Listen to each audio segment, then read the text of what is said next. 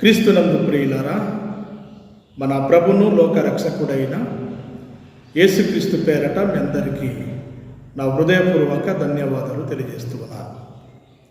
మొన్నటి దినమున Araku Valley మండలములో pastor fellowship ద్వారా అద్భుతమైనటువంటి ర్యాలీ జరిగింది. మనందరికీ తెలుసు ప్రవీణ్ పగడాల హత్య గురించి.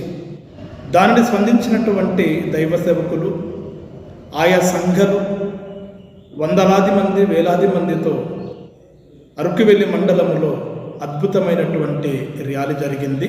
అయితే అది కేవలము ఎక్కడో ఒక చోట ఒక సేవకుడికి హత్య జరిగినప్పుడు మాత్రమే సేవకుల మధ్య ఐక్యత ఉండడమే కాకుండా అన్ని వేళలు అన్ని సమయములు కూడాను ప్రపంచములో కానీ దేశంలో ఉన్న క్రైస్తులు కానీ దైవ సేవకులు కానీ చిన్న సేవకులు మొదలుకొని పెద్ద సేవకుల వరకు ఐక్యత కలిగి ఉండడం అన్నటువంటిది చాలా మంచిది. అరకువెల్లి మండలంలో జరిగినటువంటి ఆ ర్యాలీని చూసినప్పుడు బైబిల్ గ్రంథం నుండి కొన్ని వాక్యాలు నాకు జ్ఞాపకం వచ్చాయి. ఆ మాటలు నేను మీతో పంచుకోవడానికి ఇష్టపడుతూ ఉన్నాను. మొట్టమొదటిగా ప్రియులారా, మరి 133వ సంకీర్తన మొదటి వచనములు ఈ విధంగా వ్రాయబడి ఉన్నది: సహోదరులు ఐక్యత కలిగి నివసించుట ఎంత మేలు, ఎంత మనోహరము అని అద్భుతమైనటువంటి మాట వ్రాయబడి ఉన్నది. సహోదరులు అనగా క్రీస్తు రక్తంలో కడగబడినటువంటి వారు, దేవుని చేత పిలువబడినటువంటి వారు, దేవుని కుమారులుగా పిలువబడుతున్నటువంటి వారే సహోదరులు అని ప్రతి ఒక్కరు కూడా తెలుసుకోవాలి. సహోదరులు ఐక్యత కలిగి నివసించుట ఎంత మేలు, ఎంత మనోహరము అని పరిశుద్ధ లేఖనాలు తెలియజేస్తూ ఉన్నాయి. కనుక ఆ ర్యాలీని చూసినటువంటి నాకు ఈ వాక్యం నాకు జ్ఞాపకం వచ్చింది. నిజమే, దైవ సేవకులారా, క్రైస్తవ దేవుని పిల్లలారా, సహోదరులు అనబడినటువంటి మనము ఖచ్చితంగా ఐక్యత కలిగి ఉండాలి. సంస్థల్ని పక్కన పెట్టాలి, డినామినేషన్ని పక్కన పెట్టాలి, సంఘాలు పక్కన పెట్టాలి, సిద్ధాంతాలు పక్కన పెట్టి ప్రస్తుత పరిస్థితుల్ని బట్టి మనము అందరూ కూడాను ఐక్యత కలిగి ఒకటై ముందుకు సాగవలసినటువంటి అవసరత ఎంతైనా ఉన్నది. ఎప్పుడైతే దైవ సేవకులు కానీ సంఘస్థులు కానీ విశ్వాసులు కానీ ఐక్యత కలిగి ఉంటారో అక్కడ ఏముంటుంది అని మనం ఆలోచించగలిగినప్పుడు 3వ వచనం చివరి భాగంలో ఈ విధంగా వ్రాయబడి ఉన్నది: ఆశీర్వాదమును శాశ్వత జీవమును అచ్చట నుండవలనని యెహోవా సెలవిచ్చి ఉన్నాడు. ప్రియమైనటువంటి దేవుని వర్లారా, సేవకుల మధ్య కానీ సంఘాల మధ్య కానీ సంస్థల మధ్య కానీ విశ్వాసుల మధ్య కానీ ఐక్యత ఉన్నట్లయితే అక్కడ ఆశీర్వాదమును శాశ్వత జీవమును ఉండాలి అని దేవుడు కోరుకుంటున్నాడు. కనుక ప్రియమైనటువంటి దేవుని వర్లారా, మనందరికీ తెలుసు శాశ్వత జీవం అంటే పరలోకములు మాత్రమే ఉంటుంది అనుకోకండి. ఎక్కడైతే ఐక్యత ఉంటుందో అక్కడ కూడాను శాశ్వత జీవం ఉంటుంది, అక్కడ దేవుని ఆశీర్వాదం ఉంటుంది అని పరిశుద్ధ లేఖనాలు తెలియజేస్తూ ఉన్నాయి. రెండవదిగా ప్రియులారా, మొదటి సమూయేలు గ్రంథము 18వ అధ్యాయం మొదటి వచనంలో కూడా ఒక అద్భుతమైనటువంటి మాట వ్రాయబడి ఉన్నది: యోనతను హృదయము దావీదు హృదయంతో కలిసిపోయెను. యోనతను దావీదును తన ప్రాణ స్నేహితునిగా భావించుకొని అతన్ని ప్రేమించెను. ఐక్యత అంటే నోటి మాటలతో చెప్పుకోవడం కాదు, కానీ క్రియలతో మనం చూపించగలగాలి. ఇక్కడ మనం చూసినట్లయితే యోనతను హృదయము దావీదు హృదయముతో కలిసిపోయింది. ప్రియమైనటువంటి దైవ సేవకులారా, ప్రియమైనటువంటి విశ్వాసులారా, చేతులు కలవడం కాదు, శరీరాలు కలవడం కాదు, కానీ హృదయాలు కలవాలి. ఎప్పుడైతే హృదయాలు కలుస్తాయో అప్పుడే ఒకరిని ఒకరు మనము ప్రాణ స్నేహితులుగా చూసుకుంటాము, ఒకరిని ఒకరు ప్రేమించుకుంటాము అని పరిశుద్ధ లేఖనాలు తెలియజేస్తూ ఉన్నాయి. అందరి హృదయాలు కలిసినప్పుడే ఏకమై మతోన్మాదులతో పోరాడడానికి అవకాశం ఉంటుంది. క్రీస్తు పక్షాన పోరాడే మంచి సైనికులుగా ఉండడానికి అవకాశం ఉంటుంది. ఇకపోతే ప్రియులారా, మరొక మాటను కూడా చదువుకుందాము. రోమపత్రిక 15వ అధ్యాయము 5-6 వచనాల్లో ఒక మాట వ్రాయబడి ఉన్నది: ఒకరితో ఒకడు మనసు కలిసిన వారై ఉండునట్లు దేవుడు మీకు అనుగ్రహించునుగాక. ప్రియమైనటువంటి దేవుని వలన భక్తుడైనటువంటి పౌలు గారు రోమ సంఘానికి పత్రిక రాస్తూ ఈ విధంగా చెప్తూ ఉన్నాడు: ఒకరితో ఒకడు మనసు కలిసిన వారై ఉండునట్లు దేవుడు మీకు అనుగ్రహించునుగాక. యోనతను హృదయము దావీదుతో ఎలాగైతే కలిసిపోయిందో, ఇక్కడ ఒకనితో ఒకడు మనసు కలిసిన వారై అన్నటువంటి మాట కనబడుతుంది. యోనతను హృదయము దావీదు హృదయంతో ఎలాగైతే కలిసిపోయిందో, ఇక్కడ ప్రియులారా ఒకనితో ఒకడు మనసు కలిసిన వారై ఉండాలి అని పరిశుద్ధ లేఖనాలు తెలియజేస్తూ ఉన్నాయి. కనుక ఈ రెండు వాక్య భాగాలని మనము జాగ్రత్తగా ఆలోచించగలిగినప్పుడు హృదయాలు కలవాలి, మనసు కలవాలి అన్నటువంటి మాటలు కనబడుతూ ఉన్నాయి. గనుక డినమిషన్లు పక్కన పెట్టి, సంఘాలు పక్కన పెట్టి, సిద్ధాంతాలు పక్కన పెట్టి, ఒకరి హృదయము మరొక హృదయంతో కలవాలి, ఒకరి మనసు మరొక మనసుతో కలిసినప్పుడే నిజమైనటువంటి ఐక్యత అనేటువంటిది కనబడుతుంది అని తెలుసుకోవాలి ప్రియులారా. ఇకపోతే ప్రియులారా మరొక మాటని ధ్యానిద్దాము. దానికంటే ముందుగా 2 మాటలు చెప్తాను, జాగ్రత్తగా వినండి. ప్రియమైనటువంటి దేవుని వర్లారా, సంస్థల మధ్య కానీ, సంఘాల మధ్య కానీ, సేవకుల మధ్య కానీ, విశ్వాసుల మధ్య కానీ ఐక్యత అనేటువంటిది ఏ విధంగా వస్తుంది? ఈరోజు అనేక సంఘాల మధ్య, సేవకుల మధ్య ఐక్యత ఎందుకు కనిపించటం లేదు అంటే, బైబిల్లో ఒక అద్భుతమైనటువంటి మాట వ్రాయబడి ఉన్నది. ఎఫెసీ పత్రిక 4వ అధ్యాయము 1వ వచనంలో ప్రియులారా ఈ విధంగా వ్రాయబడి ఉన్నది.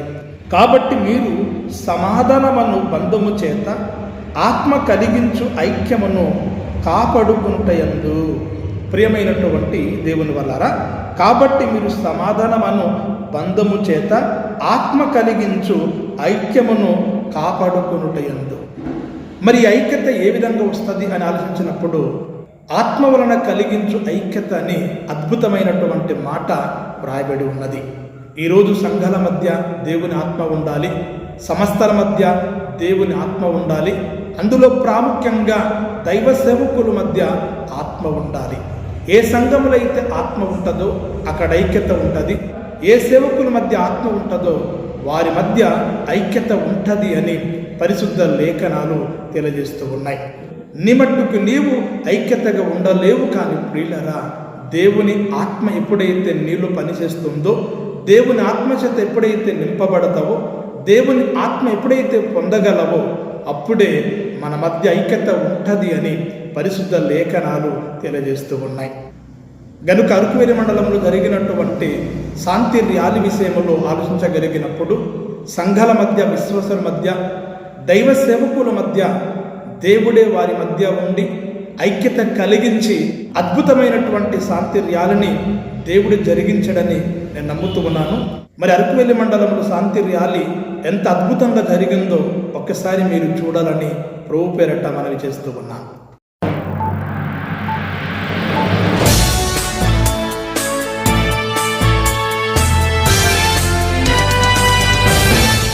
సౌత్పాల్ అరకువేలి మండల పాస్టర్స్ ఫెలోషిప్ అధ్యక్షుడిగా నేను ఉంటూ ఉన్నాను.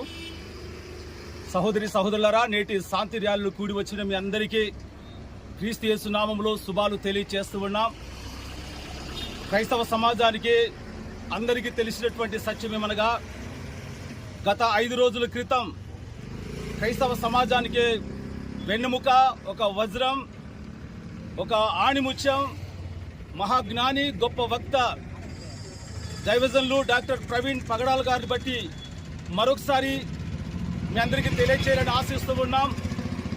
దేశానికి కాదు, ప్రపంచవ్యాప్తంగా ఆయన జీవితంలో సంబంధించినటువంటి ఒక విపత్కరమైన పరిస్థితిని మీ ముందు మేము పెట్టదలుచుకున్నాం. చాలామందికి ఉన్నటువంటి అనుమానాలు, అపోహాలు క్రైస్తవ సమాజంలో మిగిలిపోయాయి. ఆయన హఠాన్ మరణానికి కారణం ఏంటో ఇప్పటి వరకు కూడా క్రైస్తవ సమాజానికి ఇంకా పూర్తిగా తెలియలేదు.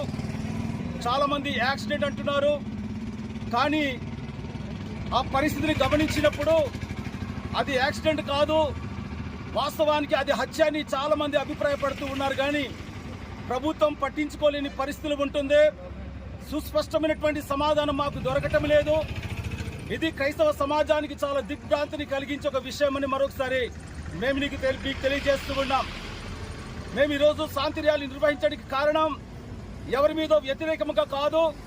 మా క్రైస్తవ సమాజానికి, సేవకులకు, భక్తులకు మాకు సెక్యూరిటీ కావాలి, భద్రత కావాలి. క్రైస్తవ్యాన్ని ప్రభుత్వం ఒక విధంగా చెప్పాలంటే పక్కన పెట్టినట్టుగానే చాలా మంది ప్రవర్తిస్తూ ఉన్నారు.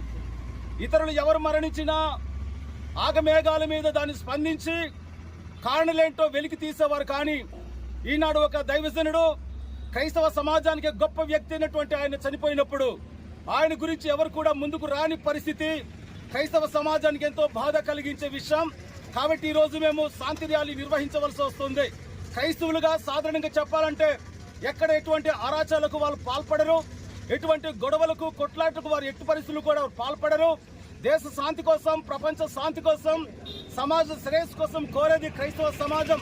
అటువంటి క్రైస్తవ్యాన్ని నిర్వీర్యం చేయడానికి అనేక శక్తులు పనిచేస్తూ ఉన్నాయని మాకు అర్థమవుతుంది. కనుక మేము చాలా బాధను వ్యక్తపరుస్తూ ఉన్నాం.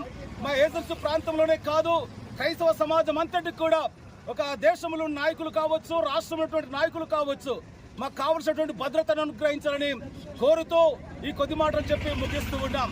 Thank you so much. Reverend D Sanjeev Kumar, Araku valley క్రైస్తవ సంఘముల పక్షంగా, యునైటెడ్ పాస్టర్స్ ఫెలోషిప్ పక్షంగా ఈ రోజున పాస్టర్ ప్రవీణ్ పగడాల గారి యొక్క అనుమానాస్పద మృతిని మరి సరైన రీతిలో మరి ఎంక్వైరీ చేయాలని మరి ప్రభుత్వానికి విన్నవించుకుంటూ సబ్ ఇన్స్పెక్టర్ ఆఫ్ పోలీస్ వారి ద్వారా ఎస్పీ గారికి, ఎంఆర్ఓ గారి ద్వారా కలెక్టర్ గారికి మెమోరాండం సమర్పించడానికి ఈ దినాన క్రైస్తవ సమాజం అంతా కూడా శాంతి ర్యాలీ చేస్తూ ఉన్నాం. నిజాలు నిర్భయంగా వెల్లడి చేయాలని ప్రభుత్వాన్ని మేము డిమాండ్ చేస్తున్నాం. అలాగనే రాబోయే కాలంలో ఈ ప్రాంతంలో ఉన్నటువంటి పాస్టర్ గారికి, ప్రార్థనా మందిరాలకి తగు రక్షణ కల్పించాలని ప్రభుత్వాన్ని మేము ప్రార్థిస్తూ ఉన్నాం. దేవుణ్ణి ప్రభుత్వాన్ని కోరుకుంటున్నాం. అందరికీ వందనాలు. మీ ముందుకు డిస్టెన్స్ ఉండాలి.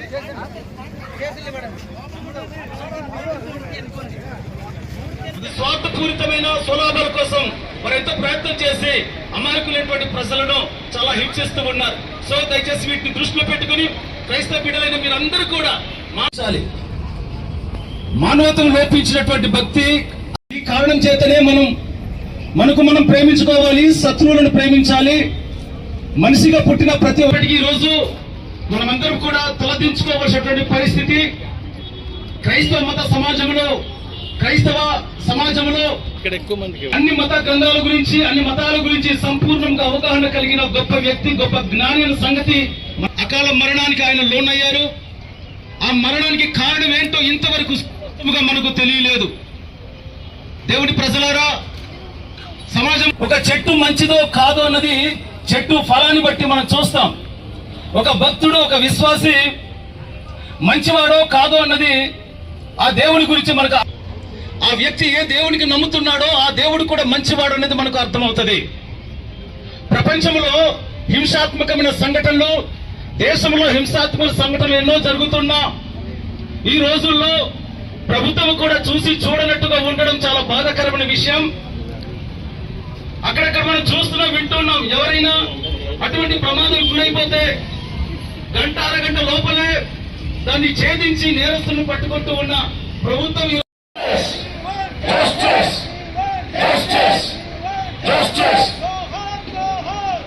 ప్రవీణ్